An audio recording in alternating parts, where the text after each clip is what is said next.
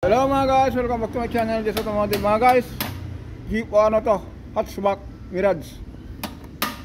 Kita niyo po yung pinupukpok. Tinatanggal natin yung ano, yung crankcase. Lagay tayo ng panibagong gasket kasi mga guys, malutong na po yung gasket nito. Kailangan natin ano to, palitan yung gasket nya. Tapos yung oil seal nya sa harapan. Tapos silipin natin mga guys kung natanggal na yung ano.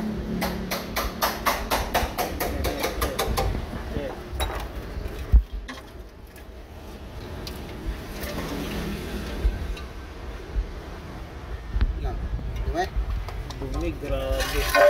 Oh, dumi pala eh. Ah. Kailangan ng kalkang-kalkang.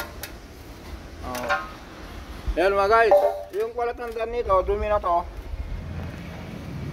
Sir, tanggalin mo ano niya.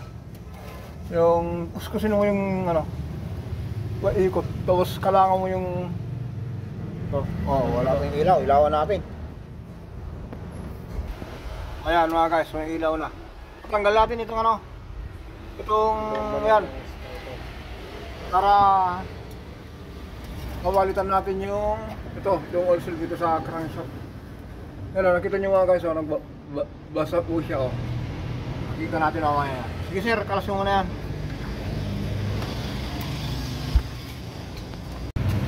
Ayan mga guys o. Walitan na natin ng oil seal. Ito po yun. Dito yung gasket niya.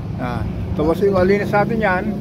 Kung malinis natin yan mga guys, lagay natin yung crankcase.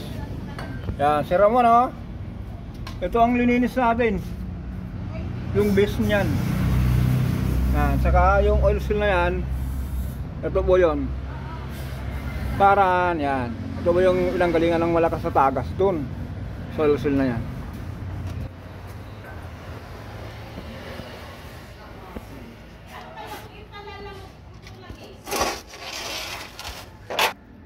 Ayan mga guys, ilagay natin yung crankshaft pulley. Ayan, ilagay na yung oil filter. Yung nakukita yung kulay din niya mga guys, sa likod na. Ito, yung kumikitab sa likod po niya. Ayan. Ay, wala na tayong ano, wala na tayong baterya, kaya wala nang flashlight. Ayan, yan lang mga guys. Mirage po ito, ang naging problema po, malakas magbawas ng langis yung crankcase, malutong na yung gasket, lumulusot na po yung ano, tapos yung irregular po na ano, interval na back-change oil. Kabilin-bilinan ko mga guys sa mga may owner po ng sasakyan, wag na po natin hintayin yung ano, yung 5,000 km per change oil kung ang ginamit nyo po yung mineral oil. Pero kung full synthetic yung 10,000 po, huwag nyo na pong patulan po yun. Kasi mga guys, ulitin natin, sa sobrang traffic po natin ngayon, dati po yung 5,000 km per change oil nakukuha natin ng ano, ng 3 months. Ngayon po yung 3 months natin po, halimbawa po yung 3 months po yung 5,000 km, 5,000 hours din yon. Pero yung 3 months ngayon, yung 5,000 hours na yon na ginamit sa makina, magiging 15. Kaya po yung makina po, nahirapan po siya dahil yung langis po, yung viscosity niya po, nawawala na po yun dahil sunog na. Kaya minsan po, ganito nangyayari. Huwag po kayong katwiran na, ay, mati-change oil ko lang yan. Kung tignan mo naman yung ano niya, yung tinakbo niya, nag-average siya ng ano, 1,000 isang araw. Kung 1,000 isang araw, di ano lang po yun, 5 araw lang. Kasi sabihin mo ka, change oil lang kung 5 araw, yun naman ang tinakbo niya. Ganun po yun, huwag po natin ikatwiran na change oil ko lang po yan. Hindi po base po sa change oil po, yung tinatakbo po yung sasakyan at saka yung oras. Diba po ba, dati po yung isang araw natin ay isang biyahe natin ng ano, ng ito, hindi po lang, Masinag, Tucublao. Kung walang traffic po yung kaya ng 20 minutes, 15 minutes.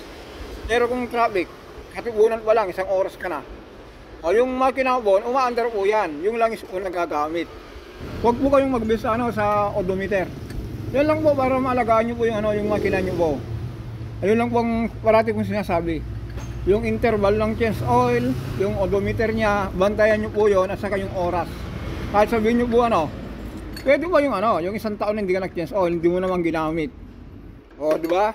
Pero kung sabihin mo, baka change oil lang yan, tanong mo, kailan mo change oil yan, sir? 15 days pa lang siya. Eh, tignan mo yung odometer niya. 10,000 yung tinakbo. O, di, parang ganun din nangyayari. Kaya ito po, dahil po sa, ano, sa overuse po ng langis yung, ano po, yung irregular na pag-change oil. Ganito po mangyayari po nito.